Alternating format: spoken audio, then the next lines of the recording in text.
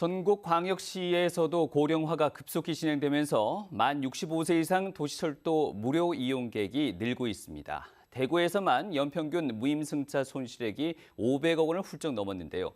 무임수송 제도가 국가복지정책으로 시행된 만큼 정부가 이를 책임져야 한다는 요구가 지속적으로 나오고 있지만 해결이 쉽지 않습니다. 박재영 기자가 취재했습니다.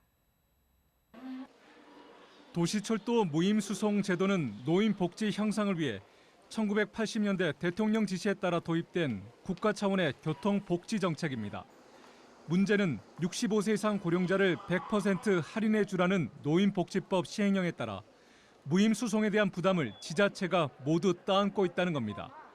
최근 5년간 대구 도시철도 무임승차 손실액은 2,600억 원, 연평균 500억 원이 넘습니다.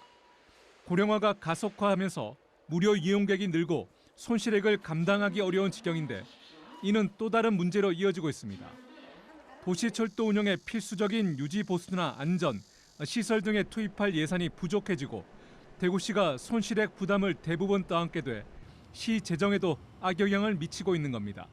대구시는 결국 교통공사 보조금이나 적자 보전 예산을 늘릴 수밖에 없고 그러다 보면 다른 공공복지나 교육, 도시 인프라 같은 행정 분야에 쓸 예산이 줄어들게 됩니다. 전국 도시철도 운영기관들은 운영기관과 지자체에 과도하게 집중된 현재 무임수송 손실 구조 개선을 촉구하며 공동 대응에 나섰습니다. 이들은 정부의 재정 책임 명무나 국비 보전 법제화 등을 대안으로 제시합니다. 하지만 정부는 생각이 다릅니다.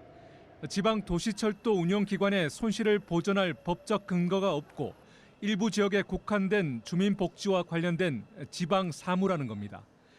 이 때문에 무임승차 문제를 단순히 적자 보전이 아닌 보편적인 교통복지 차원에서 접근해야 정부와 지자체 간 인식의 차이를 줄이고 접점을 찾을 수 있다는 지적이 나옵니다.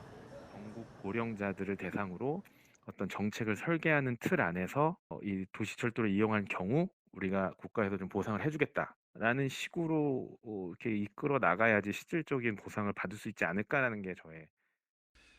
지난해 국내 65세 이상 인구가 20%를 돌파하며 초고령 사회에 진입한 가운데 어르신들에 대한 교통복지를 유지하면서 지자체의 무임승차 손실 부담도 줄일 수 있는 방안을 서둘러 마련해야 할 시점입니다.